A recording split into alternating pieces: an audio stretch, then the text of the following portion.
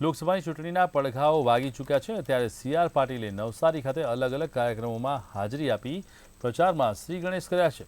ત્યારે તેમણે પ્રબુદ્ધ નાગરિક સંમેલનમાં હાજરી આપી હતી અને પીએમ મોદીના વિકાસના કાર્યો અંગે માહિતી પણ આપી હતી। તેમજ પીએમ મિત્ર પાર્ક બનાવતા શહેરમાં રોજગારી માટે જવું પડશે નહીં તે અંગે પણ માહિતી આપી હતી।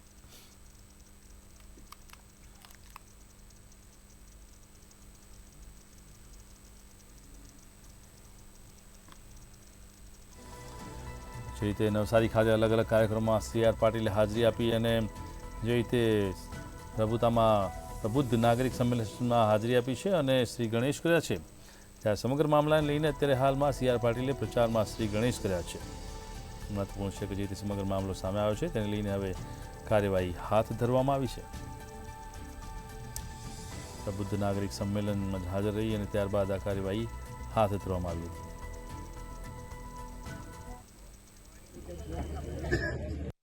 પાર્ક આખા દેશમાં અને દુનિયામાં સૌથી બેસ્ટ બને એ પ્રકારનો પ્રયત્ન એ મોદી સાહેબ આમાં કરી રહ્યા છે। આનો ફાયદો શું થશે? અહીં આજુબાજુના ગામડાના યુવાનો બાઇક પર નવસારી આવે, સ્ટેશન પર ગાડી મૂકે, કેટલાક વાપી જાય, સુરત જાય, સચિન જાય, નોકરી પર સાંજે પાછા આવે, બાઇક લઈને ઘરે જાય, એમનો આખો દિવસ કામમાં અને બાકીનો સમય પ્રવાસમાં જાય।